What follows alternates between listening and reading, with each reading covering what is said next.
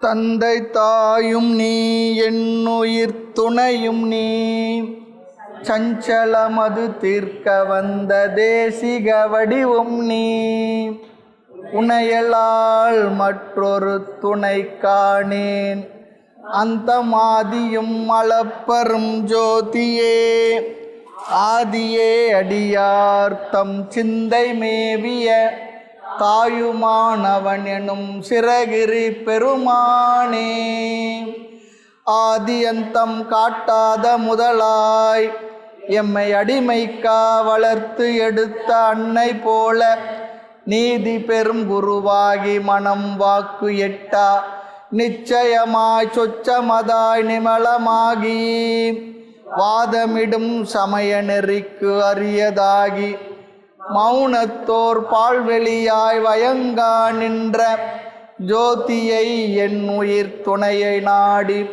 கண்ணீர் சொரிய இரு கரம் குவித்து தொழுதல் செய்வாம் அகர உயிரெழுத்து அனைத்துமாகி வேறாய் அமர்ந்ததன் அகிலாண்டம் அனைத்துமாகி பகர்வனையெல்லாமாகி அல்லதாகி பரமாகி சொல்லறிய பான்மையாகி துகளறு சங்கற்ப விகற்பங்கள் எல்லாம் தோயாத அறிவாகி சுத்தமாகி நிகரில் பசுபதியான பொருளை நாடி நெட்டுயிர்த்து பேரன்பாள் நினைதல் செய்வாம் சிராப்பள்ளி மலைமேவும் தட்சிணாமூர்த்தி அருள் நல்க பெற்று பராபரமும் எந்நாளும் பைங்கிளியும் பலபாவும் பாடி பாடி தராதல மானிடர்க்கெல்லாம் தன்னமிர்தாய் தந்தருளும் தாயுமான நிராமயனார் அருள் பெரிய கவிதையினால் பொருள் அதனை நினைந்து வாழ்வாம் தாயுமான நிராமயனார் அருள் பெரிய கவிதையினால் பொருள் அதனை நினைந்து வாழ்வாம். தெய்வீகம் கமழும் தமிழ்நாட்டிலே ஆன்மீக மண்ணிலே தோன்றிய எண்ணறிய மகான்கள், அவர்களிலே ஒரு 300 வருடங்களுக்கு முன்பு தோன்றிய ஸ்ரீ தாயுமான சுவாமிகள் விசேஷமானவர். நம்ம சமயத்தில் சாத்திரங்கள் என்று தோத்திரங்கள் என்று ரெண்டாக பிரித்து அழகாக பெரியவங்க நமக்கு சொல்லி கொடுக்குறாங்க. அதில் தோத்திரங்கள் என்று சொல்லப்படுவது இறைவனை புகழ்ந்து பாடி அவருடைய மகிமைகள் பெருமைகளை எல்லாம் நம்ம நிறைய பாராயணம் எல்லாம் பண்ணுறோம். அதில் சில இடத்துல சாஸ்திர கருத்துக்கள் தத்துவ ஞான கருத்துக்கள் வரும், கோர்வையாக இருக்காது. ஆனால் சாத்திரங்கள் என்று சொல்லப்படுது, இவன் சைவ சித்தாந்தத்தில் 14 சாத்திரங்கள் சொல்லுவாங்க. உந்தி களிரோடு உயர்போத சித்தியார் பின் திருபா ஒருபா ஒரு பகுது உண்மை நெறி அப்படி சொல்லி ஒரு கொடிக்கவி வினா வெண்பா அப்படிலாம் சொல்லி ஒரு 14 சாத்திரங்கள் இருக்குது. அதில் சமயத்தை பற்றி தத்துவ கருத்துக்களை நிரப்பி வைத்திருக்கின்றார்கள். தாய்மன்னர் பாடலில் விசேஷம் என்னென்னா, ஒரு சில இடத்தை தவிர உருவ வழிபாட்டாக இருக்கக்கூடிய பரம்பொருளை ஒரு 5-6 இடத்துல தான் பேசியிருக்கார். இது எல்லா இடத்துலையும் தத்துவ விசாரம் தான் செய்திருக்கார். உபனிஷதங்களும் பகவத்கீதையும் என்னென்ன கருத்துக்களை எல்லாம் ஆத்மாவை பற்றியும் பரம்பொருளை பற்றியும் இந்த உலகத்தை பற்றியும் மோட்சத்தை பற்றியும் என்னென்னலாம் சொல்லியிருக்கோ அதையெல்லாம் அதில் அருமையாக சொல்லி வச்சிருக்கார். அதில் என்ன ஒரு விசேஷம் சொல்லி சொன்னால், ஆன்மீக வாழ்க்கையில் ஈடுபட்டு அந்த சாதனங்களை செய்யும் பொழுது ஒவ்வொரு ஆன்மீக சாதகர்களுக்கும் வரக்கூடிய ஏற்ற இறக்கங்கள், ஏக்கங்கள், தவிப்பு, மனத்துயரங்கள், சிந்தனைகள் எல்லாவற்றையும் அப்படியே கொட்டி வச்சுருப்பாருங்க பாடல்களில். அதையெல்லாம் படிக்கும் பொழுது நமக்கே கூட நம்மை பற்றியதாகத்தான் இருக்குது, நம்ம ஃபீல் பண்ணுவோம். அதனால தான் பாருங்க, பகவத்கீதை எப்போவோ அர்ஜுனனுக்கு பகவான் சொல்லியிருந்தாலும் கூட அது பகவான் அர்ஜுனனுக்கு தானே சொன்னார். நமக்கு என்ன, அவருக்கு சொன்னது அவர் சொல்லிட்டு போகிறார், நமக்கு என்ன. ஆனால் இன்றைக்கும் பகவத்கீதை கருத்துக்கள் ரெலவெண்ட்டாக இருக்கிறதுக்கு காரணம், அர்ஜுனன் என்கின்ற ஒரு சிஷியனை முகாமாக வைத்து கொண்டு முகமையாக எல்லாருக்கும் உபதேசித்த அந்த கருத்து. ஆகவே அது என்றைக்கு ரெலவெண்ட்டு தான் இந்த கருத்தெல்லாம். அதே போல் ஆன்மீக சாதனையில் உண்மையிலே ஈடுபடுபவர்களுக்கு, அந்த வார்த்தை ஞாபகம், உண்மையிலே ஈடுபடுபவர்கள், தத்துவ விசாரத்தில் ஈடுபடுபவர்கள், அவர்களுக்கு அற்புதமான வழிகாட்டியாக அற்புதமான நூலாக இருப்பது. நிறைய இடங்களில் கோர்வை இல்லை என்றாலும் கூட அந்த ஒரு ஆன்மீக சாதகனுக்கு ஏற்ற இறக்கங்களில் வரக்கூடிய எல்லா தவிப்புகளை எல்லாம் சொல்லுவார். நிறைவில் ஆனந்தத்தை ஆனந்த கழிப்பில் போட்டு ரொம்ப அழகாக பண்ணியிருக்கார். அதே நேரத்தில் ஆன்மீக வாழ்க்கையில் ஏக்கத்திலே இருந்து செத்து போகிறதில்லை. அந்த நிறைவை பெற்றது அவரே தன்னோட வார்த்தைகளை பதிவு பண்ணியிருக்கார் சொல்லி பார்த்துருக்குறோம். பாயப்புலி என்ற அதிகாரத்தை 27வது பாடல், நல்ல அது தலைப்பு 27வது தலைப்பு அதிகாரம், அதில் 27வது பாடல். நான் முக்தியம் பெற்றுக்கொண்டேன் பராபரமே எனக்கேதும் குறைவில்லைனே. ரொம்ப அழகாக பெரியவர் வேற ஒரு வார்த்தையில் சொல்லியிருக்கலாம், நேரடியான வார்த்தைகளில் தாய்மன்னர் சொல்லியிருக்கார். நான் முக்தியம் பெற்றுக்கொண்டேன் பராபரமே எனக்கேதும் குறைவில்லைனே. குறைவில்லைனே சொல்லி சொன்னால் அந்த குறைவில்லாத நிறைவாக இருக்கிற மனது தான் மோட்சத்தை புரிந்த மனதினுடைய தன்மை. மோட்சம்னு சொல்கிறது நாம் சொல்கிறோம் நிறைவு, அமைதி, ஆனந்தம், திருப்தி. இன்னும் தமிழில் சொல்லணும்னா நிம்மதி பாடல், அந்த நிம்மதி அதைத்தான் மோட்சம்னு சொல்கிறாங்க. ஒரு ஏதோ அந்த மோட்சம் வந்து இறந்த பிற்பாடு போய் அடையிறது அப்படிலாம் இல்லை. இருக்கும் பொழுதே, வாழும் பொழுதே, இந்த உடலோடு மனதோடு வாழ்ந்து கொண்டிருக்கும் பொழுதே தத்துவ ஞான விசாரத்தினால் நான் என்றுமுள்ள நித்தியமான ஆனந்த ஆத்மா என்ற புரிதலினால் மனதிற்கு வருகின்ற ஒரு தெளிவு, அந்த தெளிவினால் மனதிற்கு வருகின்ற ஒரு நிறைவு. அதனால தான் ஆத்மா அனுபவம் இல்லை, ஆத்மாவை புரிந்து கொண்டதினால் மனதில் வந்த ஒரு நிறைவு என்ற அனுபவத்தோன்னா ஆத்மா அனுபவம்னு சொல்லிட்டு போன்னு சொல்கிறாங்க. ஆத்மா அனுபவிக்கக்கூடிய பொருள் இல்லை, ஆப்ஜெக்டாக இருந்தால் அதை அனுபவிக்க முடியாது. நானே சப்ஜெக்டு, நான் தான் ஆத்மானு சப்ஜெக்ட். அது எதை அனுபவிக்குது? அனுபவித்தா அனுபவிப்போன்னு அனுபவம் எல்லாம் ரெண்டாக வந்துடும். அத்வைதத்தில் இருக்கிறது ஒன்று தானே. ஆகவே நீ ஆத்மா, அந்த அறிவை பெற்றதுனால உன் மனதில் ஒரு நிறைவு வந்து அந்த நிறைவு வேணும்னா ஆத்மா அனுபவம்னு சொல்லிட்டு போன்னு சொல்லிட்டுறாங்க. இது ஒரு பெரிய சப்ஜெக்ட், அது வேறு நம்ம தொட்டு இருக்கும். அப்படிப்பட்ட பாடல்களில் பாயப்புலியில் 47வது பாடல். இப்போ நாம் பார்க்குறது தாய்மன்னர் பாடல் தொடர்ந்து பார்த்ததில் 447வது பாடல். 1452 பாடல்கள் இருக்குது. அதில் நம்ம பார்க்குறது இன்றைக்கு பாடல் 447 பாடல்களில் ஏதோ தாய்மன்னர் சுவாமியுடைய அனுகிரகத்தினால் மகரிஷி அருளரசர் மகரிஷி தாய்மன்னர் அப்படி தான் சொல்லணும். இந்த வார்த்தைகள்லாம் ஃப்ரேஸ் எல்லாம் பார்த்திங்கன்னா உட்காந்து எழுதி கம்போஸ் பண்ணி வர்றதில்லை, அது உள்ளேருந்து பகவானே எடுத்து கொடுத்த வார்த்தைகள் அப்படி தான் சொல்லணும். இதில் 149வது வகுப்பு பாயப்புலி 47வது பாடல். மறக்கின்ற தன்மை இரத்தல் ஒப்பாகும் மனமது ஒன்றில் பிறக்கின்ற தன்மை பிறத்தல் ஒப்பாகும்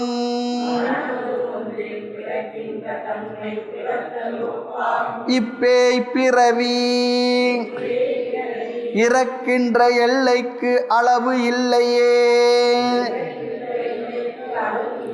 இந்த ஜென்ம அல்லல் துறக்கின்ற நாள் எந்த நாள் பரமேனின் தொழும்பனுக்கே மறக்கின்ற தன்மை இரத்தல் ஒப்பாகும் மனபதொன்றில் பிறக்கின்ற தன்மை பிறத்தல் ஒப்பாகும் இப்பேய் பிறவி இறக்கின்ற எல்லைக்கு அளவு இல்லையே இந்த ஜென்ம அல்லல்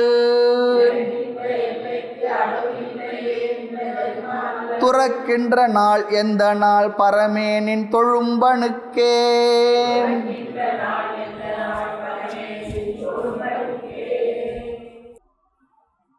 நம்ம பொதுவாக திருக்குறளை படிச்சிருக்கிறோம். உறங்கி விழிப்பது போல இந்த பிறப்பு ஷாக்காடெல்லாம் சொல்லியிருக்காங்க.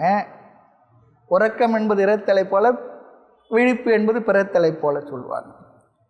பொதுவாக பெரியவங்க தூங்கி எழுந்தால் குளிக்கணும்னு சொல்லுவாங்க. ஏதோ பூஜைகள் மற்றதில் இருக்கிற காரணம் என்னென்னா, தூங்கினோம்னா நம்ம என்ன, ஆமாம் டெட் பாடின்னு அர்த்தம். ஒன்றும் தெரியலையே, அது தூங்கி எழுந்தால் குளிக்கணும்னு சொல்கிறது ஒரு பழக்கத்தை சொல்லுவாங்க. நம்ம எத்தனை நாளைக்கு வரைக்கும் குளிக்கிறோமோ, நீங்களாம் இல்லை, அது வேறு.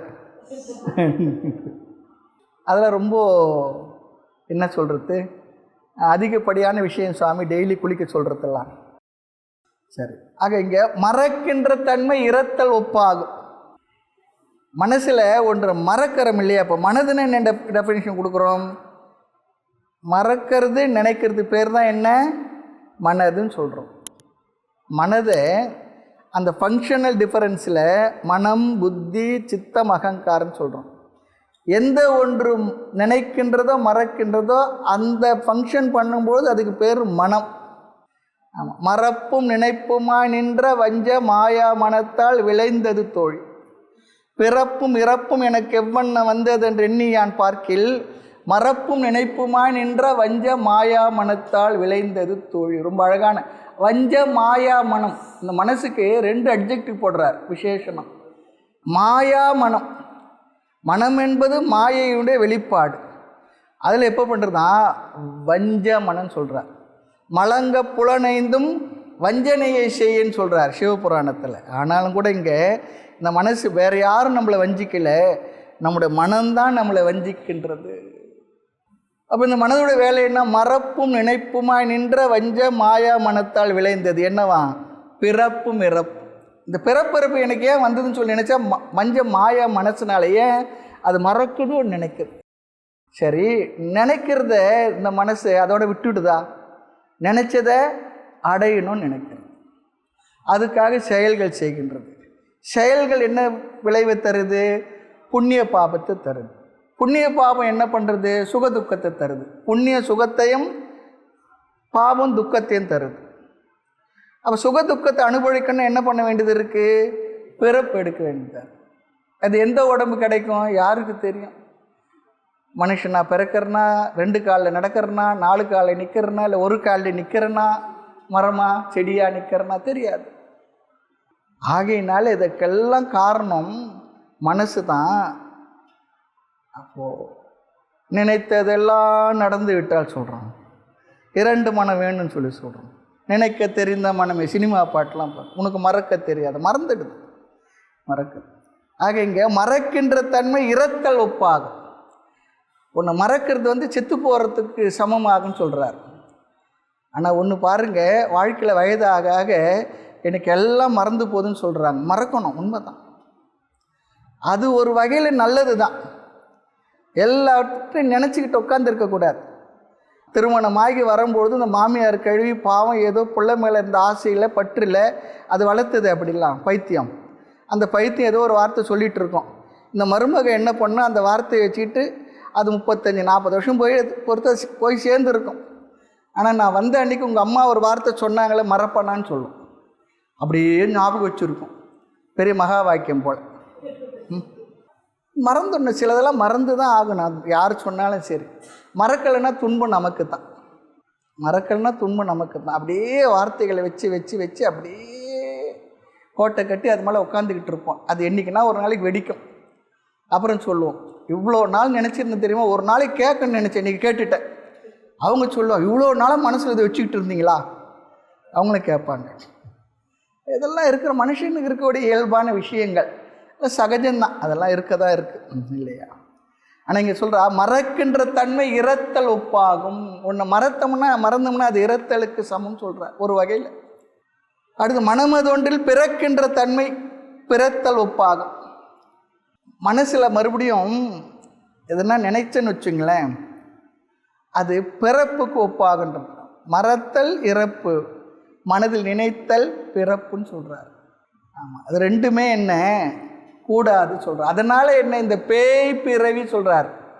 வெறும் பிறவியில் பேய் பிறவி. நம்ம சொல்கிறோம், ஏன் பேயாட்டம் அலையிறான்னு தெரியலையே சொல்கிறோமா இல்லையா? பேயாட்டம் அலையிறான். பேய் என்ன பண்ணோம்? எதுக்கு பேயின்னு சொல்லுவோம்? உடம்பில்லாத உயிருக்கு தான்.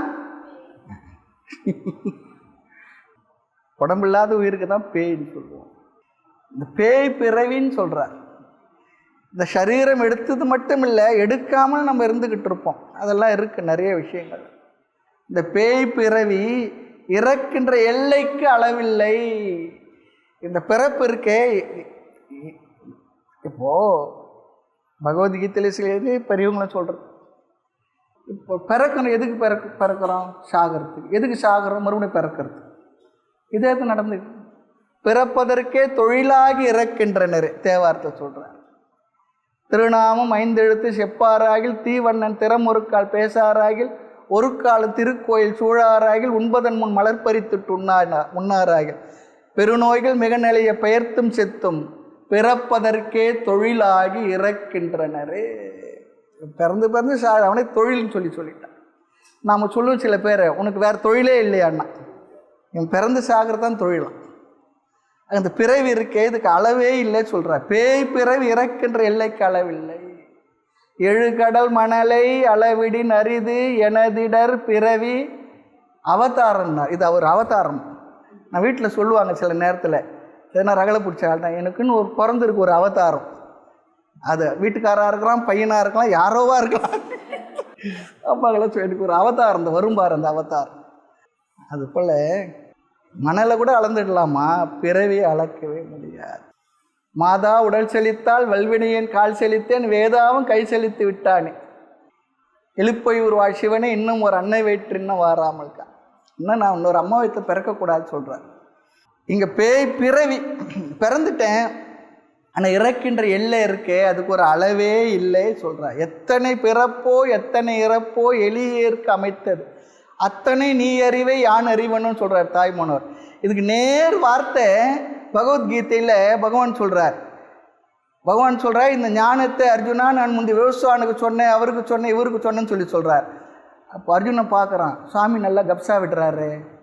என்னன்னா, நீங்கள் இப்போ பிறந்திருக்கிறீங்க, என்னை விட 3-4 வயசு நீங்கள் சின்ன பெரியவர், அவ்வளோதான்.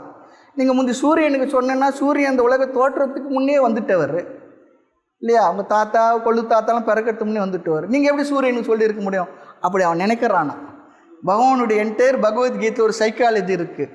சிஷ்யனோ அல்லது நேரில் இருக்கிற என்ன கேட்போமோ அது அவர் மனசில் ஓடுறது. பொதுவாக குருமார்களுக்கு ஓடும். ஏன்னா அவங்க சிஷ்யராக இருந்து வந்தபொழுது என்னென்ன வார்த்தைகள் கேட்டால் மனசு என்னென்ன சந்தேகம் வரும் அவங்களுக்கும் தெரியும். அதில் ஆன்டிசிபேட் பண்ணி என்ன பண்ணுறாருன்னா, அர்ஜுனா உன்னுடைய பிறவி உனக்கு தெரியாது, ஆனால் என்னுடைய பிறவி நானே என்னை பிறப்பித்து கொண்டிருக்கேன். ஆகவே என்னுடைய பிறவி எனக்கு தெரியும். ஆகவே நான் அவதாரம். பகவான் மகாபாரதத்தில் என்டையர் பகவத்கீதையில் அவருடைய அவதாரத்தை நான் கடவுள் அவதாரம் என்று அவர் வார்த்தையிலே ஒரு பிரமாணம் கொடுக்குறார். அந்த பாடலில் தான், ஸ்லோகத்தில் தான், நான் அவதாரம். மகாபாரதத்தில் பகவான் அவதாரம் சொல்லி தெரிஞ்சது பீஷ்மருக்கு தான், விதுரருக்கு தெரியும், வேறு யாருக்கும் தெரியாதுன்னு சொல்லுவாங்க. என்டையர் இதுவல்ல அந்த பீஷ்மருக்கு தெரியும். அதனால தான் பகவான் இந்த யுத்த காலத்தில் சக்கராயத்தை ஏந்தி அவர் கொள்ளணும் போகும்போது நமஸ்காரம் வா கிருஷ்ணா, இதுக்கு தானே இந்த வாய்ப்பு வேறு யாருக்கு கிடைக்கும்? உன்னுடைய சக்கராயத்தினால நான் கொல்லப்படணும்னா எவ்வளோ புண்ணியம் பண்ணியிருக்குன்னு நினைக்கிறார். அதெல்லாம் பார்க்கணும். உள்ள கதையாக இருந்தால் கூட அதோட கனெக்ஷன்லாம் நிறைய விஷயங்கள்லாம் அற்புதமாக புராணிகர்கள் அழகாக சொல்லுவாங்க. அதெல்லாம் வேணும் தான். ஆக இந்த பேய் பிறவி இறக்கின்ற தன்மை இதுக்கு சொன்னால் இந்த அவதாரம். நாமும் கூட அவதாரம் தான். என்ன, இந்த உலகத்துக்கு இறங்கி வந்திருக்கிறோம், மறுபடியும் எங்கே போவோம்னு நமக்கு தெரியாது. ஆக இறக்கின்ற எல்லைக்கு எல்லையே இல்லை சொல்கிற தன்மைக்கு அளவே இல்லை, அளவில்லாத பிறவி. ஆகவே இந்த ஜென்ம அல்லல் சொல்கிறார். இந்த ஜென்மமே என்ன, அல்லல் தான் சொல்கிறார். அல்லலாம் காப்பீட்டு தாய்மணர் எடுத்து சொல்வார். அல்லலாம் காப்பீட்டு. நமக்கு இன்சூரன்ஸ் எதுன்னா காப்பீடு, அந்த காலத்து வார்த்தை உபயோகப்பட்டு. அல்லலாம் காப்பீட்டு. நமக்கெல்லாம் இன்சூரன்ஸ் என்னவா, அல்லல் துயரம் என்பதே நம்ம ஒரு காப்பீட்டாக வச்சாரோம். காப்பீடு சொல்கிறோம் இல்லையா, எல்ஐசி. அல்லலாம் காப்பீட்டு, அதற்கு சேர்ந்து ஒரு பெயரிட்டு மெய் என்று பேசும் பொய்யுடல் பழக்க விலை அமுதமூட்டின்னு சொல்கிறார். ஆமாம். காரிட்டு ஆணவ கருவறையில் கண்ணற்ற அறிவிழா குழவையை போல் கட்டுண்டிருந்தையமை வெளியில் விட்டு அல்லலாம் காப்பிட்டு அழகாக சொல்கிறார். எதுவும் தாய்மணர் வார்த்தை தான். ஆக இந்த ஜென்மமே அல்லல் தான். துக்கம் தனியாக இல்லைப்பா, இந்த ஜென்மமே துக்கம் தான் சொல்லிடுறார். ஜென்ம துக்கம் ஜரா துக்கம், ஜென்மமே துக்கம்தான். ஆனால் நம்ம வாழ்க்கையில் சில நேரத்தை சொல்லுவோம், என்னை போல் உலகத்தை துன்பம் அனுபவிச்சு இருக்க மாட்டாங்க, பிறந்ததும் இன்றைக்கி வரைக்கும் துக்கமே அனுபவிச்சு. அது சும்மா பொய். எல்லாரும் அப்படி தான் சொல்கிறாங்க. வாழ்க்கையில் பார்த்தா புராணங்களில் பெரியவரோட வாழ்க்கையில் பார்த்தா அவர்கள்லாம் பட்ட துக்கத்தை விட நாம் ஒன்றும் பெருசாக இல்லை. ஆனால் நமக்கு என்ன, நாம் அனுபவித்த சுகமெல்லாம் ஞாபகம் வரதில்லை, துக்கம் மட்டும் ஞாபகம் வரும். இடையிடையே சுகம் வருது இல்லையா, இருக்கத்தானே இருக்குது. இவர் என்ன சொல்கிறாருன்னா, ஜென்மமே அல்லல் தான். ஜென்ம துக்கம் ஜரா துக்கம், சம்சார சாகரம் துக்கம். ஆக ஜென்ம அல்லல் துறக்கின்ற நாள் எந்த நாள், இந்த அல்லலை நான் துறக்கின்ற நாள் எந்த நாள், என்ன என்றைக்கு துறப்போம் சொல்லுங்க பாப்போம். இவ்வளோ வேதாந்தெல்லாம் நம்ம கேட்டுக்கிட்டு இருக்கோம். என்றைக்கு துறப்போம் தெரியுமா? நான் இந்த உடம்பு இல்லை, நான் இந்த மனம் இல்லை, நான் இந்த பொறி புலன்கள் இல்லை, நான் என்றும் உள்ள நித்தியமான ஆனந்த ஆத்மா என்ற ஞானம் நம்முள்ள என்னைக்கு வந்து நன்கு தங்கி விடுமோ அந்த நாளில் தான் இந்த ஜென்மம் அல்லல் என்றது போகும். ஏனென்றால் இந்த உடலில் இருந்து கொண்டு தான் எல்லா மகாத்மாக்களும் ஜீவன் முக்தர்களாக இருந்து பிறகு இந்த உடலை துறந்து விதேக முக்தர்களாக சாஸ்திரம் சொல்கிறது நமக்கு தெரியும். அவர்களுக்கு வேறொரு உடம்பு வேறொரு உடலில் இல்லை, வேறொரு மனசில் இல்லை. எல்லாருக்கும் மனது இந்த பிரகிருதியினுடைய தன்மை தான். ஞானியும் தன்னுடைய சுபாவப்படி நடக்கிறான். அவனுக்கும் இந்த மனது இந்த பிரகிருதியினால் உருவான இந்த பிரகிருதியில் என்னென்னலாம் இருக்குது அது எல்லாம் எல்லார் மனசிலும் அதுதான். ஏக்கலக்கா ஒகே லக்கா தான், எல்லாம் ஒன்றா தான் இருக்குது, வேறு வேறு இல்லை. அவர்களிடத்தில் என்ன இருந்தது? ஞானம் இருந்தது. என்ன ஞானம்? நான் ஆத்மா என்கிற ஞானம் இருந்தது. நம்ம மனசில் என்ன இருக்குது? அந்த ஞானம் இல்லை. நான் இந்த உடல் மனசு நினைக்கிறேன். இந்த உடல் மனசுன்னு சொல்லி சொன்னால் உடலுக்கு வருகின்ற எல்லா துயரங்களும் நமக்கு வருகின்றது. மனசுன்னு சொல்லி சொன்னால் மனசில் இருக்கக்கூடிய எல்லா குறைகளும். ஏன் உடல் மனதில் குறைகள் இருக்குது? உடல் மனது அனாத்மா. அனாத்மா என்பது என்றும் குறைவுடையது. ஆத்மா என்றும் குறைவில்லாதது, பூர்ணமானது. அந்த பூர்ணமான ஆனந்த ஆத்மா என்று நம்மை நாம் புரிந்து கொண்டால் எப்பொழுது? இறந்த பிற்பாடு இல்லை. இறந்த பிற்பாடு எங்கே நினைக்கிறது? இந்த மனித உடலில் வெளிப்பட்ட நமக்குத்தான் இந்த ஞானத்தை பெறுவதற்கு நினைக்கிறதுக்கும் மறக்கிறதுக்கும் வாய்ப்பு கிடைச்சிருக்கு. அதை வெளிப்படுத்துறதுக்கு வாய்ப்பு கிடைச்சிருக்கு. இந்த மனித சரீரத்தை தவிர வேறு எந்த சரீரத்தில் நாம் வெளிப்பட்டாலும் இதற்கு வாய்ப்பே இல்லை. ஓரறி உயிரிலிருந்து ஐயறி உயிர் வரையிலும் நடக்கிறது, பறக்கிறது, எதில் வெளிப்பட்டாலும் சரி, எல்லா பிறப்பும் பிறந்திலைத்துன்னு சொல்கிறார் போகிறோம். அதெல்லாம் ஞானத்தை பெற்று மோட்சத்தெல்லாம் சிந்திக்கிறதா நமக்கு வாய்ப்பே இல்லை. இந்த மனித சரீரத்தில் நாம் வெளிப்பட்டால் மட்டுமே, மனித சரீரத்தில் வெளிப்பட்ட மனதில் மட்டுமே இந்த தத்துவ ஞான விசாரத்தை நாம் பெற முடியும். அந்த விசாரத்தினால் ஞானத்தை பெற்று நாம் நிறைவை பெற்று மோட்சத்தை அடைய முடியும். அதனால்தான் எண்ணறிய பிறவிதனில் மானுட பிறவிதான் யாதினும் அரிதறிது கான், இப்பிறவி தப்பினால் எப்பிறவி வாய்க்குமோ ஏது வருமோ அறிகிறேன். அதனால் என்ன பண்ணுவான்? கண்ணகல் நிலத்து நான் உள்ள பொழுது அருள் ககன வட்டத்தில் நின்று காலூன்றி நின்று பொழி ஆனந்த முகிலோடு கலந்து மதிய வசமுறவே பண்ணுவது நன்மை. இந்நிலை பதிய மட்டுமே, இந்த நிலையில் ஞான நிஷ்டை அடைய மட்டுமே. இந்த பதியாக இருந்த அந்த உடல் இருக்கே அது கொஞ்சம் இருக்கட்டம்மா, இந்த ஞானத்தை நிஷ்டை அடையிற வரைக்கும். நம்முடைய சத்குருநாத் சுவாமிகள், ஓங்காரந்த மகா சுவாமிகள் நிறைய வார்த்தைகள் எப்படின்னா பேசும்போது அடிக்கடி சொல்லியிருக்கார். ஃபோனில் பேசினார், உங்களுக்கு நான் நல்லா ஒரு வாழ்த்து சொல்கிறேன், ஞான நிஷ்டோபவை. இது அடிக்கடி சொல்லுவார் அவருடைய நிறைவு காலத்தில். ஞானத்தில் நிலை பெற்று இருப்போமாக, எல்லாருக்கும் தான் அப்படின்வார். இந்த சரீரத்தை இருக்கும்பொழுது ஞானத்தில் நம்ம நிலை பெற்ற ஞானத்தில் இருக்கணும். நிலை பெற்ற மாதவர் சித்தத்திலே ஊறி பறந்து அண்ட கோடியெல்லாம் நின்று உலாவியதே சொல்வார் இந்த ஞானம். ரொம்ப தாய்மலர் பாடல்களில் கொஞ்சம் நம்ம ஞாபகம் இருந்தால் எல்லாம் ரொம்ப ரசிக்க முடியும், என்ஜாய் பண்ண முடியும். எது? உபனிஷத், பகவத்கீதை, இது போல் பிரம்மசூத்திர கருத்துக்களை அங்கங்கே வாரி இறைச்சிட்டு போயிருக்கார். நிறைய வார்த்தைகள், அருமையான தமிழ் வார்த்தைகள். நிலை பெற்ற மாதவ சித்தத்துள்ளே, அது எப்படிப்பட்டதா? ஊறி பறந்து அண்ட கோடியெல்லாம் நின்றொளாவிய அந்த பிரம்ம தத்துவம் நான் என்னுடைய சித்தத்திலே, மாதவர் சொல்லி சொன்னால் இந்த ஞான நிஷ்டையை பெற்ற ஒரு இடத்துல இருந்து கொண்டுள்ள அப்படின்னு என்ன அர்த்தம்? ஞான நிஷ்டையோடு இருந்தார்கள். அண்ட கோடியெல்லாம் நின்று உலாவியது எங்கும் உள்ள அந்த பரபிரம் நான் என்று புரிந்த அந்த பெரியவருடைய சித்தத்திலே. சித்தமெல்லாம் எனக்கு சிவமயமே. சத்தத்தினுள்ளே சதாசிவம் காட்டி, சித்தத்தினுள்ளே சிவலிங்கம் காட்டி, அணுவிற்கு அணுவா, அப்பாளுக்கு அப்பாலை, இதெல்லாம் வார்த்தைகள்லாம் இருக்குது. எங்கே பார்த்தாலும் பெரியவங்க அப்படி தான் போட்டிருக்காங்க. ஜென்மமே அல்லல், அது துறக்கின்ற நாள் எந்த நாள்? நான் என்றும் உள்ள நித்தியமான ஆனந்த ஆத்மா. எனக்கு பிறப்பில்லை, எனக்கு இறப்பில்லை, நான் என்றும் உள்ளவன், எங்கும் உள்ளவன், ஆனந்த வடிவினன். இந்த உடல் என்பது என்னை இப்பொழுது வரையறுத்து இருக்குது, லிமிட் பண்ணியிருக்கு. எங்கும் உள்ள ஆகாசத்தை நம்ம என்ன பண்ணுறோம்? 20க்கு 60ன்னு ஒரு செவரை கட்டி மேலே ஒரு தளத்தை போட்டால் ஆகாசத்தை தானே வரையறுத்திருக்கோம். அதுபோல் எங்கும் உள்ள ஆத்மாவாக இருக்கக்கூடிய நான் இந்த சரீரத்தில் வெளிப்பட்டுள்ளேன், அவ்வளோதான். ஒரு வரையறைக்கு உட்பட்டிருக்கேன். ஆனால் நான் வரையறைக்கு உட்படாத அகண்ட ஆனந்த ஆத்மா என்ற அறிவு நம் மனதில் நன்கு சென்று ஊறிவிட்டால் அந்த நாள் தான் ஜென்மம் அல்லல் என்ற நாள். அந்த வேதனைலாம் போகக்கூடிய நாள் சொல்கிறார். அதுக்கப்புறம் அவங்களுக்கு ஜென்மத்தில் ஒரு துக்கம் துயரம் வராதுன்னா அது வரும். அது பிராரப்தத்தினுடைய வசத்தில் என்னென்ன வரணுமோ வரும். சாதாரண மனிதர்களுக்கு குறைவாக இருக்கும், இந்த ஆத்ம ஞானத்திற்கு கூடுதலாக வருதுன்னா வரும், வராது போகாது. அது பிராரப்தம். ஓயும் இந்த ஜென்ம அல்லல் சொல்கிறார் ஒரு இடத்துல. ஆக இந்த ஜென்ம அல்லல் துறக்கின்ற நாள் எந்த நாள் சொன்னால், ஆத்ம ஞானம் நம்ம உணர்த்து சென்று தங்கி விட்டால், நிஷ்டையாகி விட்டால் எல்லாம் ஒன்று ஆனந்தமாக இருக்கும். ஆனந்தமாக இருக்கும். மோட்சம் உடலுக்கு இல்லை. எல்லாரும் போல தான் இந்த உடலும், அஜ்ஞானியை போல தான் ஞானிக்கு இந்த உடலானது சென்று விடும். அவர் உடம்பும் அது போல தான் ஆகிவிடும். அது கொளுத்துவாங்க அல்லது புதைப்பாங்க, ஏதோ பண்ணுவாங்க. ஆனால் அஜ்ஞானிக்கும் ஞானிக்கும் உள்ள வித்தியாசம், ஞானி நான் ஆத்மா என்ற புரிந்த அந்த அறிவிலே நிலை பெற்று விட்டான். அஜ்ஞானிக்கு அந்த அறிவு இல்லை, ஆகினாலும் மறுபடியும் பிறப்பான். அவ்வளோதான். இந்த உடலை பொறுத்த வரைக்கும் அந்த ஞானிக்கும் அஜ்ஞானிக்கும் ஒரே தான். இன்னும் கேட்டால் ஞானி கூடுதல் அவஸ்தைப்பட்டாலும் போடுவான், அது விஷயம் வேறு. அதுக்கு எல்லா ஞானியும் படுறாங்கன்னு சொல்ல முடியாது. எல்லாமே ஏகதேசமாக எடுத்துக்கூடாது, ஏதோ ஒரு அளவுக்கு எடுத்துக்கணும். ஆக ஜென்ம அல்லல் துறக்கின்ற நாள் எந்த நாள்?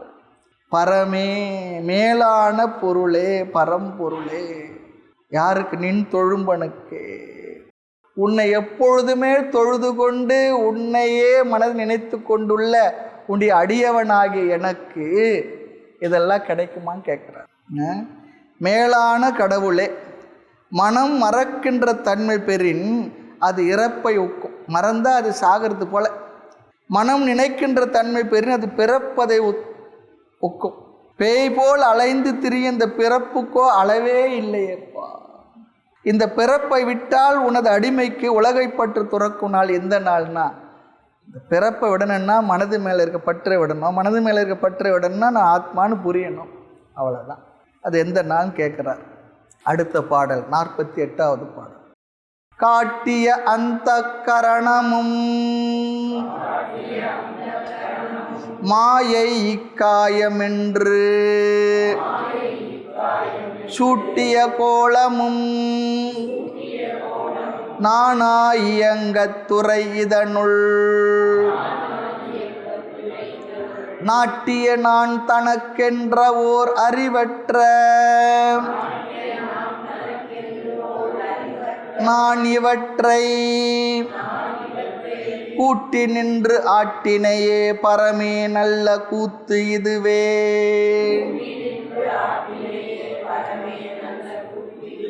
காட்டிய அந்த கரணமும் மாயை இக்காயமென்று சூட்டிய கோலமும் நானாயியங்கத்துறை இதனுள் நாட்டிய நான் தனக்கென்று ஓர் அறிவற்ற நான் இவற்றை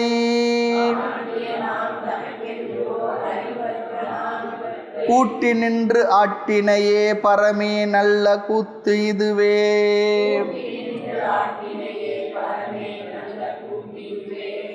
பொதுவாக தாய்மன்னர் பாடலில் பெரிய பாடல்கள் முதல்ல இருக்கிற ஒரு 13 தலைப்பில் இருக்கிறத அதிகமாக பார்ப்போம். உள்ளுக்குள்ளே நம்ம அதிகமாக போகிறதில்ல. பொன்னை மாதிரி, உடல் பொய்யுறவு, எனக்கான செயல், பாயப்புலிலாம் போகிறதில்ல. ஆனால் இதுக்குள்ளே போனால் தான் நிறைய விஷயங்களை பராபரக்கண்ணில் எவ்வளோ அற்புதமாக வச்சுருக்கார். நச்சுன்னு சொல்லிட்டு போயிட்டே இருப்பார். அழகாக இருக்கும் விஷயங்கள். அதுபோல் இந்த இடத்துல ரொம்ப விஷயங்கள் நம்ம பார்த்துக்கிட்டு இருக்கிறோம். பரமே சொல்லி சொன்னால் மேலான தெய்வமே, பரம்பொருளே. இதெல்லாம் நல்ல ஒரு கூத்து. நம்ம சொல்லுவோம் இல்லை, நல்ல கூத்து. சும்மா ஒரு மாதிரி ஏளனமாக சொல்லுவோம், என்ன கூத்து அடிச்சுக்கிட்டு இருக்கீங்க அப்படின்னு சொல்லுவோம்ல, அது போல் இங்கேயும் சொல்கிறேன். பரமே நல்ல கூத்து இதுவே. எது? காட்டிய அந்த கரணமும். அந்த கரணம் இருக்கே, அதுவும் மாயையும் இந்த உடம்பும் அப்படி சேர்த்துக்கணும். அண்ட பகிரண்டமும் மாயா விகாரமே அப்படி சொல்லிடுறார். அதுபோல் இந்த உலகம், இந்த உலகத்தில் உள்ள உடம்பு, இந்த உடம்போடு கூடிய மனம், இதெல்லாம் என்ன?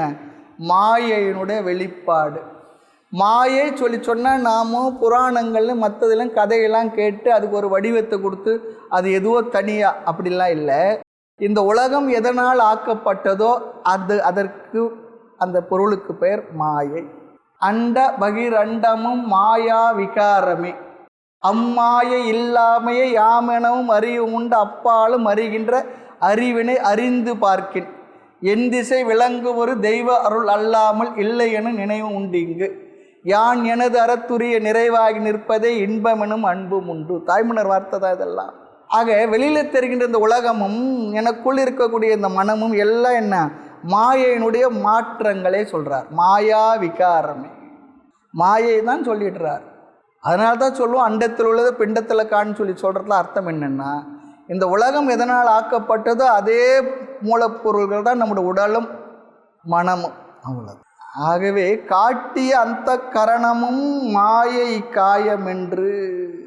அந்த கரணமும் மாயை தான், இந்த உடம்பும் என்ன மாயை தான், காயம். இந்த காயமும் மாயை தான். காயமே இது பொய்யடா, வெறும் காற்றடைத்த பையடா, மாயனார் கொயவர் செய்த மண்ணு பாண்டம் ஓடாடா சொல்கிறார். இந்த உடல் என்னென்னா, அந்த மண்பாண்டமாக உடஞ்சிட்டா என்ன பயன்படும், இது உடஞ்சிட்டா என்னென்னா, ஒரு வாரம் வச்சிருப்பா, ஒரு வருஷம் வச்சிரு, உனக்கு இப்போ நிறைய பைசா தரணும் யாருன்னா வச்சுக்குவாங்களா? அடுத்த செகண்ட் என்ன பண்ணுறோம், எல்லோரும் சொல்லி அனுப்பிட்டு முதல்ல என்ன பண்ணுறோம், எரிக்கிறதோ புதைக்கிறதோ சொல்லி அனுப்பிடுறோம். அதுக்கு மேலே வச்சிருக்கிறது இல்லை இல்லையா? அது மேலே வச்சுருக்கிறோமா? நாம் ஊத்த குழியிலே மண்ணை எடுத்து உதிரப்புணலை உருண்டை சேர்த்து மாயனார் கொயவர் பண்ணும் பாண்டும் வரவோட்டு காகாதுன்ற ஆடு பாம்பு. அது எதுக்குமே பயன்படுத்த முடியாது சொல்கிறார். கொயவன் என்ன பண்ணுறான், மண்ணை கொண்டு வரான், நீரை கொண்டு வரான், ரெண்டும் கலந்து பானை செய்கிறான். அதுபோல் இது என்னென்னா, அப்பா அம்மாவும் சேர்ந்து இந்த உடலை படைத்தாங்க. அம்மாவோட உதிரத்தில் இந்த உடம்பு திரண்டு வந்தது, திரண்டு காயமானது. அது மாயனார் செய்த பாண்டம்.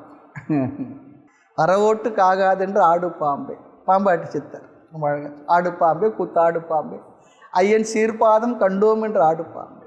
ஆக இந்த உடல் இருக்கே இது காயம். காயம்னா என்ன, அவ்வளோதான் காயம் என்று சூட்டிய கோலமும். இந்த உடம்பு என்ற வடிவம் கொண்ட இது பலவிதமாக இயங்கவும், நானா இயங்க நாலாவிதமாக இயங்கிக்கிட்டு இருக்கோம். இந்த உடம்பு இயக்கம் இருக்குது. எதனால் இயங்குகின்றது, தோல்பாவை நாளால் சுமையாகும் ஜீவன் என்று ஆர்ப்பால் எடுத்தது எவராலே பராவர்மை. இதுக்குள்ளே இருக்கிறவங்க ஆடுறான், ஓடுறான், கத்துறான், பண்ணுறான், என்னென்னோ பண்ணுறான். அதுக்கப்புறம் அது உள்ளே ஏதோ ஒன்று பண்ணிக்கிட்டு இருக்கு. அது வெளியே போயிடுச்சுன்னா என்ன ஆகுதுன்னா பத்துன்னு வந்து இல்லையா? அதனால தான் இன்னொரு சொல்லுவார், சூத்திரப்பாவை கயிறற்று விழுமுன் சூட்சம கயிறினை பாரடா. இந்த சூத்திர பாவை இருக்கே, கயிறற்று விழுறதுக்கு முன்னே அந்த கயிற்றை யாரோ ஒருத்தர் ஆட்டிக்கிட்டு இருக்கான் பாருங்கோ, அந்த சூட்சம கயிற்றினை பாரடா. பட்டமும் கயிறு போல் பறக்க நின்ற ஜீவனை பார்வையாளை பார்த்து நீயும் படிமுடிச்சு போடடா, திட்டவும் படாதடா, ஜீவனை விடாதடா, கட்டடா சிக்கன களவறிந்த கல்லனை. யார் கல்லன்னா, ஆத்மாவை தெரிஞ்சிக்க முடியாத இருக்கிறோமே, ஆத்மா ஒரு கள்ளன் தான், நமக்கு தெரியலையே. நம்ம வீட்டிலே இருக்கிறான், நம்ம பிறந்த நாள் முதல் நம்ம வீட்டில் வசித்துக்கிட்டு இருக்கோம். நம்ம வீட்டில் ஒரு கள்ளன் இருக்கிறான், தெரியலண்ணா இப்படி. அது போல் பிறந்த நாள் முதல் நான் என்னவா இருக்கேன், என்னவா இருந்தேன், என்னவா இருப்பேன். இங்கே டென்ஸ் எல்லாம் கிடையாது, பாஸ்ட் டென்ஸு ப்ரெசன்ட் டென்ஸ்லாம் இல்லை. நான் தான் ஆத்மா, தெரிஞ்சுதான் என்ன, அப்போ கள்ளன் தானே. கட்டடா சிக்கன களவு அறிந்த கல்லனே. ரொம்ப ஜாகிரதையாக இருக்கிறான் நான், தன்னை கள்ளன்னு சொல்லி தெரியாமலே களவறிந்த கல்லனை சொல்லி சொல்கிறேன். நானா இயங்க, நாலா விதமாக இந்த உடலானது நன்கு இயங்கி கொண்டுள்ளது.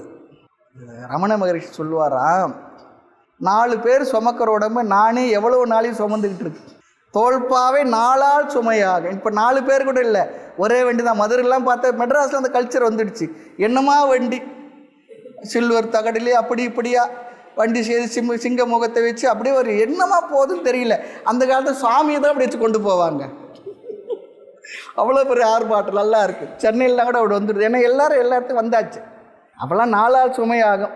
ஒரு மூங்கில் கொண்டு வருவாங்க, அதில் போட்டுட்டு மொத்தம் போட்டு வந்துடுவாங்க, சுமந்து விட்டு போவாங்க. அதில் தான் அந்த காட்டு ஒரு சினிமா பாட்டு, இறந்தவனே சுமந்தவனும் இறந்துட்டான், அது இருப்பவனும் எண்ணி பார்க்க மறந்துட்டான். நல்ல பாட்டு தான். செத்து போன சுமந்தவனும் இறந்துட்டான், அது இருக்கிறவன் நினச்சி பார்க்கலன்றார். அதுபோல் 4 ஆள் சுமையாகும், நானா இயங்க. இந்த உடல் என்ற வடிவம் கொன்ற இது பலவிதமாக இயங்கவும், இதனுள் பல பல துறைகள் உள்ளன. இதில் என்னென்ன இருக்குது, பொதுவாக சூக்ஷ்மமாக பார்த்தோம்னா பொறிப்புலன்கள் இருக்குது, மனசு இருக்குது. அதன் பிற்பாடு உடல் எத்தனை பகுதி இருக்குது. எப்பா இன்றைக்கி பார்த்தோம்னா, அந்த காலத்தில் ஒரே டாக்டர் இருப்பார். ஹாஸ்பிட்டலாம் போனால் எல்லாத்துக்கும் ஒரே மாத்திரை தான் எழுதி கொடுப்பார். அதை என்ன போட்டு எழுதி கொடுப்பார். போனால் அப்படி இப்படி புளியங்கொட்டை போல இது 4 கொடுப்பாங்க, அது போட்டால் போய்டும். இந்த என்ன ஒரு மருந்து பாட்டிலாம் கொண்டு போனேன். இப்போ அப்படிலாம் இல்லை. ஆமாம், இப்போ டாக்டர் வந்து கண்ணுக்கு ஒரு டாக்டர், காதுக்கு ஒரு டாக்டர், தொண்டைக்கு ஒரு டாக்டர், மூக்குக்கு ஒரு டாக்டர். அப்புறம் இன்னும் கொஞ்சம் நாள் போச்சுன்னா வலது காதுக்கு ஒரு டாக்டர், இடது காதுக்கு ஒரு டாக்டர் வந்துடுவார் போல. ஸ்பெஷலைஸ் பண்ணிக்கிட்டு இருக்காங்க. அப்படி ஆகிட்டு இருக்கு எல்லாமே. இந்த உடம்புல எத்தனை பகுதிகள் இருக்குது. அடேப்பா, ஏன் ஒரே மாதிரியா ஏன் வைக்கல கடவுள்? எத்தனை உறுப்பு இருக்குது, அவ்வளோ ஒன்றாக ஃபங்க்ஷன் பண்ணுற வரைக்கும் நமக்கு ஒன்றுமே தெரியல. எதுனா ஸ்ட்ரைக் பண்ணும்பொழுது தான் நமக்கு தெரியுது, ஆஹா இது சரியில்லை அது சரியில்லை. அப்போ தான் தெரியுது நம்ம உடம்புக்குள்ளே இத்தனை சிஸ்டம் இருக்குது. இவ்வளவும் ஒரே மாதிரி ஒருங்கிணைப்போடு செயல்பட்டுக்கிட்டு இருக்கிறதுனால தான் நம்முடைய என்ன பண்ணுறோம் எல்லாம் நடந்துக்கிட்டு இருக்கு. அது கொஞ்சம் கொஞ்சமாக வலுவிழக்கும் போது ஸ்ட்ரைக் பண்ண ஆரம்பிக்கும் பொழுது தான் அத்தனைக்கும் ஒரு டாக்டர் போய் பார்க்குறோம். இருக்கா இல்லையா? ஆனால் எல்லாத்தையும் மொத்தமாக சேர்த்து வச்சு ஏதோ ஒன்று பூசி மெழுகி இருக்குது. என்ன? இந்த தோல் பகுதி உள்ளே இருந்து ஒன்றையும் தெரியல. சில நேரத்தில் பார்த்தா இந்த டிரான்ஸ்ஃபார்மரில் நம்முடைய ஸ்வரூபத்தை போட்டிருப்பாங்க. இப்படி நினச்சி பார்க்க முடியுதா நம்மளால்? இந்த கண் இல்லாமல் இது இல்லாமல் ஏன் அது கூட வேண்டாங்க. நம்ம சின்ன குழந்தை அம்மா மடியில் உட்காந்துருக்க குழந்தையாக இருந்திருப்போம். இப்போ தான் ஃபோட்டோ இருக்க பாருங்க. அவர் பள்ளிக்கூடத்தை சேர்த்துருப்பாங்க. அவர் எஸ்எஸ்எல்சி படிக்கும்பொழுது அந்த ஆல் டிக்கெட்டில் ஒட்டுறதுக்கு கொடுத்துருப்பான். அந்த காலத்தை சொல்கிறேன், இப்போலாம் எப்படின்னு தெரியல. அப்புறம் வந்து ஏதோ காலேஜில் படித்து கான்வெகேஷன் வாங்கியிருப்போம். அப்புறம் கல்யாணம் ஆகியிருப்போம். அப்புறம் ரிட்டையர்டு ஆகியிருப்போம். இப்பவும் இருப்போம். இந்த ஃபோட்டோவில் வரிசையாக வச்சு ஒரு நாளைக்கு பாருங்கள், எப்படி வளர்ச்சி பாருங்கள். இப்போவும் பாருங்கள், அதுவா நான்? இப்போ பார்த்தா ஒயின்னு இப்படி தான் இருக்குது. எல்லாம் இப்படி தானே இருக்குது. எவ்வளோ மாற்றங்கள், எத்தனை விஷயங்கள் உள்ளே நடந்துக்கிட்டு இருக்கு. எல்லாம் நடந்து இதெல்லாம் உள்ளே இயங்கிக்கிட்டு இருக்கு. துறை இதனுள் நாட்டிய நான் என்ற ஒரு உணர்வு ஒன்று இருந்துக்கிட்டு இருக்கு. இப்போது நான் என்ற உணர்வு நமக்கு இருக்கா இல்லையா? பேசினாலும் பேசலனாலும் விழிச்சிருந்தாலும் தூங்கினாலும் நான் என்பது நம்முள்ள ஒன்று இருந்துக்கிட்டே இருக்குது. நான் சொல்லிட்டு இருக்கு. ஆணவத்தோடு சொல்லலை, ஆனால் அந்த உணர்வு இருந்துக்கிட்டே இருக்குது.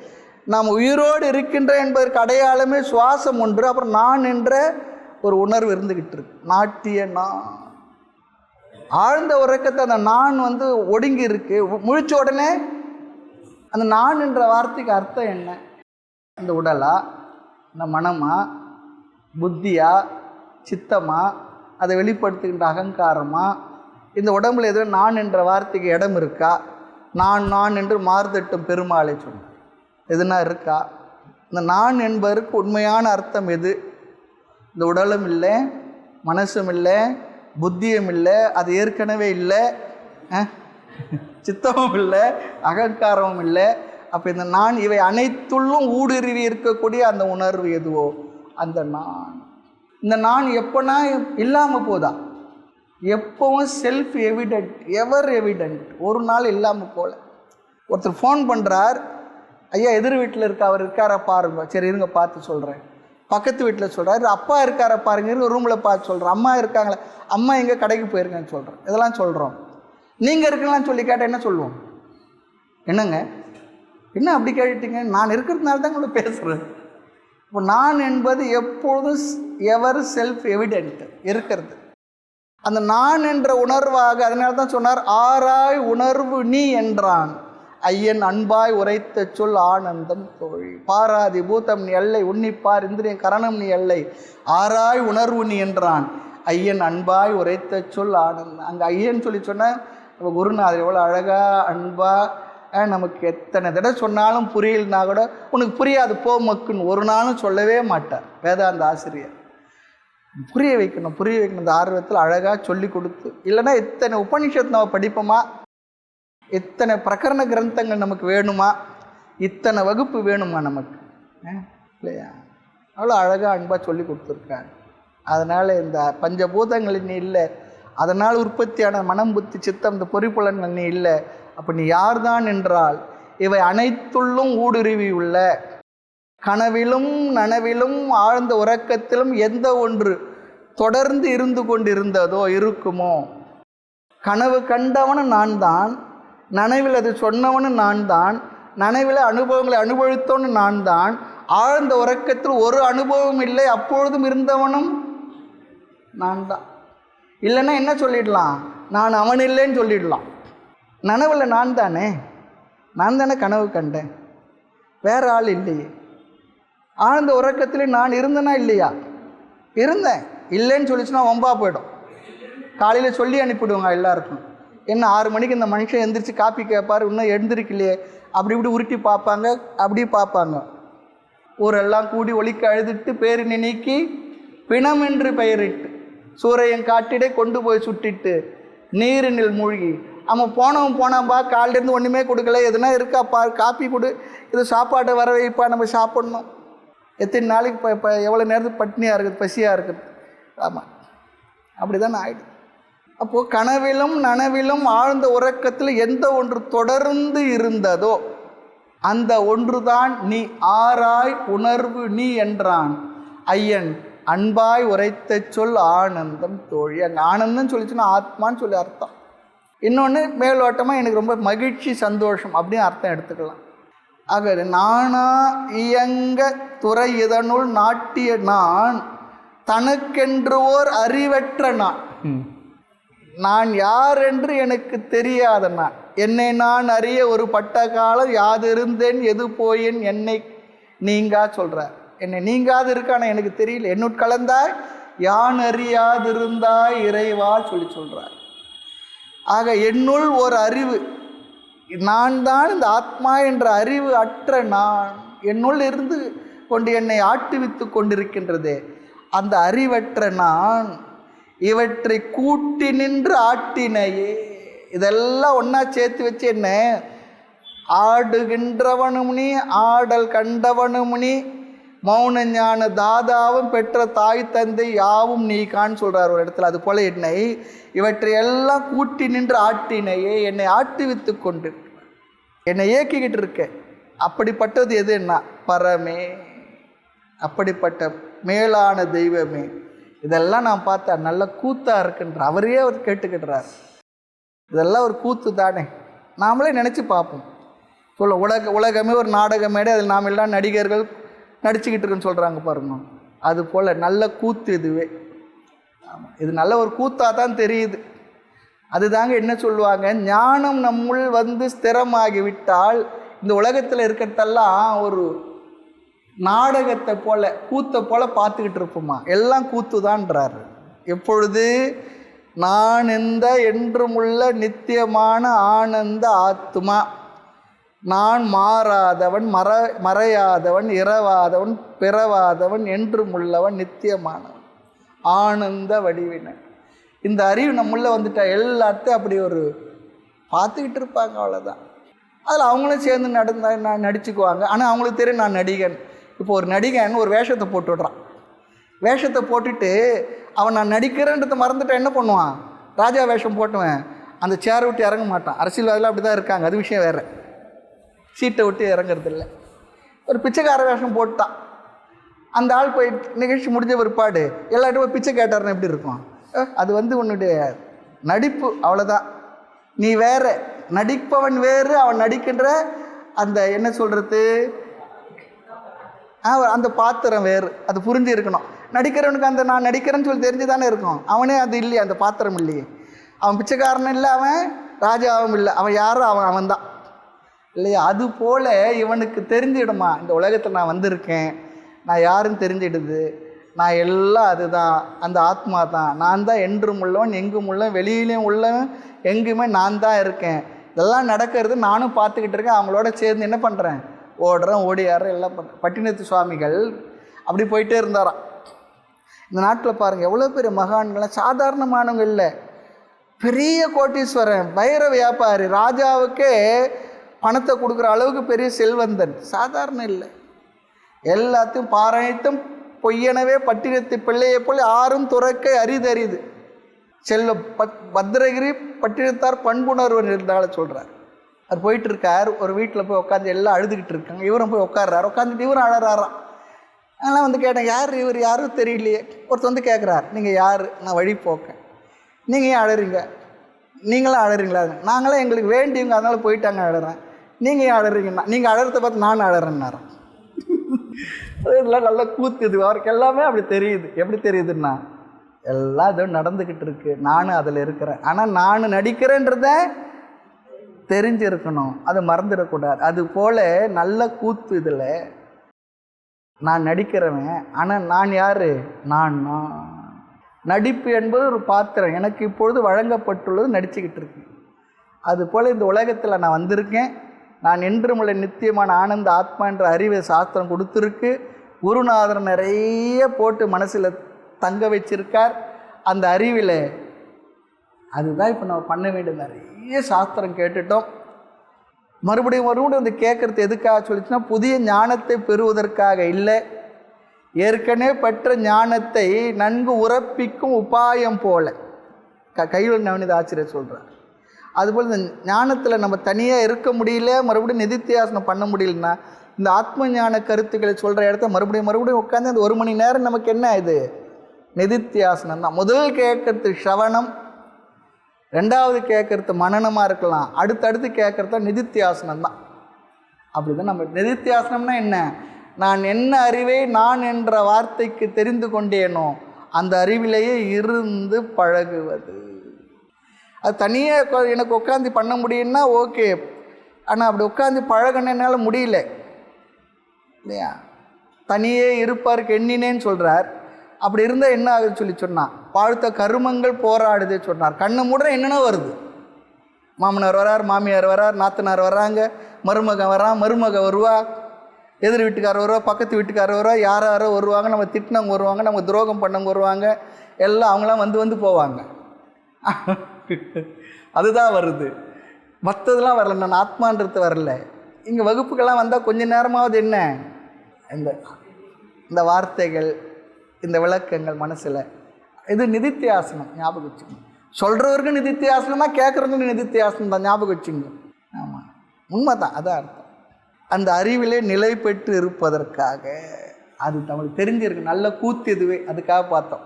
கூத்தை நம்ம அதுக்கு விலகி நின்று தானே பார்ப்போம். அது நாடகம் தெரிஞ்சாமா சில நேரத்தை ஒன்று ஆகிடும். ஒன்றாயிட்டு என்ன பண்ணுவோம்? சிரிப்போம், அப்புறமா அழுவோம். சிலர் சிரிப்பார், சிலர் அழுவார். நான் அழுது கொண்டே சிரிக்கின்றோம். விலகி நின்று புரிஞ்சிட்டு சரி அதுக்காக நீங்கள் சொல்லி கொடுத்துருன்னு சொல்லி வீட்டில் போய் அப்படிலாம் இருக்க மாட்டேன்னு சொல்லாதீங்க. எல்லோரும் கூட சேர்ந்து சிரிங்க, எல்லோரும் கூட சேர்ந்து துக்கப்பட்டு ஐயோ அப்படியா சுச்சுன்னு சொல்லிலாம் சொல்லுங்கள். இந்த குழந்தைங்க வந்துச்சுன்னா இதெல்லாம் நம்மக்கிட்ட நிறைய கம்ப்ளைண்ட் பண்ணோம். நமக்கு தெரிஞ்சுட்டு என்ன பண்ணோம், அது கூட சேர்ந்து அப்படியா உச்சுன்னு சொல்லிட்டு அதுக்கு அப்படி அது போல் அதுவும் நினைக்கும். ஆமாம், நம்ம தாத்தா, நம்ம அப்பா அம்மா நம்ம உணர்வுலாம் புரிஞ்சுக்கிட்டாங்க, நம்ம கூட சேர்ந்து சொல்கிறாங்க, பண்ணுறாங்க. அது போல் நம்முடைய மனசில் என்ன இருக்கணும்? அப்படி இருக்கணுமா? எல்லாம் சொல்லலாம் சாமி, உங்களுக்கு என்ன அதெல்லாம் இல்லை. எங்கெல்லாம் வந்து பாருங்கள், உண்மைதான், எல்லாருக்கும் எல்லாம் இருக்குது. இதுக்கு நடுவில் இப்படி இருக்கணுன்றது தான் சாஸ்திரத்தின் உபதேசம். நல்லா ஞாபகம் வச்சுக்கணும். சாஸ்திர உபதேசம் இதெல்லாம் இல்லாத ஆளுக்கு அப்படிலாம் இல்லை. இதோடெல்லாம் நம்ம இருப்போம்னு சாஸ்திரத்தை நல்லா தெரியும். இங்கே பாருங்கள், பகவத்கீதை உபதேசம் பண்ண பகவானே என்ன சன்னியாசி இல்லை, கேட்ட அர்ஜுனனும் சன்னியாசி, 2 பேரும் மகா கிரகஸ்தர்கள். சொல்கிறது ஒன்றா சாமியாராக இருக்கலாம் பகவத்கீதையை 2 பேரும். ஆனால் அந்த ஞானம் இருந்தது. அதுக்காக தான் இந்த விவகாரத்தோடு, இந்த அறிவோடு நம்ம என்ன பண்ணணும்? நிலைச்சி இருக்கணும். அதுக்கு குருவுடைய அனுகிரகமும் கொஞ்சம் உதவி பண்ணணும், பகவானுடைய அனுகிரகம் உதவி பண்ணணும். அதே நேரத்தில் நம்மளோட புருஷ பிரயத்தனம் அது ரொம்ப தேவை. அந்த வார்த்தைகளை மறுபடியும் எத்தனை முறை நடு சொல்ல போகிற? 1000 முறை சொன்னாலும் ஓர்கிளை ஓ மனமே ஓ கெடுவாய், வாராய் உன்னை வெட்டுவேன் கொள்ளுவேன். ராமநாதபுரத்துக்காரர் இல்லையா, அதனால வெட்டுறதுக்கு மனசை வெட்டுறன் கொள்றான்றார். இந்த ஏரியாக்காரர் இருக்கார். நல்ல அருமையான கருத்துக்கள் எல்லாம் அழகாக இங்கே சொல்லியிருக்கார். காட்டிய அந்த கரணமும் மாய இக்காயமென்று சூட்டிய கோலமும் நானா இயங்க துறையதனுள் நாட்டிய நான் தனக்கென்று ஓர் அறிவற்ற நான் என்று சொல். நாட்டிய நான் தனக்கென்று ஒரு அறிவற்ற நான். சில நேரத்தில் சொல்லுவோம், சொல் புத்தியும் இல்லை, சுய புத்தியும் இல்லை. அப்படியே எடுத்துக்கலாம். இங்கே இடத்துல தனக்கென்ற ஓர் அறிவற்ற நான், யார் என்ற ஒரு அறிவற்ற நான், இவற்றை கூட்டி நின்று ஆட்டினையே பரமே நல்ல கூத்திதுவே. மேலான தெய்வமே அந்த கரணமும் மாயையுமே இந்த உடம்பு என்ற வடிவம் கொண்ட இது பலவிதமாக இயங்கவும் இதனுள் பல துறைகள் உள்ளன. நானோ எனக்கென்ற ஒரு அறிவில்லாதவன். எனவே நீ இவற்றையெல்லாம் கூட்டி வைத்து ஆட்டி படைக்கின்றாய். இந்த கூத்தும் நல்ல கூத்து, இது ஏளனமாக சொல்வது என்பது போல இங்கு உரையாசிரியர் பேசுகின்றார். மேலும் விஷயங்களை நாம் அடுத்த வகுப்பில் பார்ப்போம். மூர்த்தி எல்லாம் வாழி, எங்கள் மௌன குரு வாழி, அருள் வார்த்தை என்றும் வாழி, அன்பர் வாழி பராபரமே. ஓம் பூர்ணமத பூர்ணமிதம் பூர்ணாத் பூர்ணமுதச்யதே பூர்ணஸ்ய பூர்ணமாதாய பூர்ணமேவாவசிஷ்யதே. ஓம் சாந்தி சாந்தி சாந்தி. ஹரி ஓம். ஸ்ரீ குருப்யோ நமः. ஹரி ஓம்.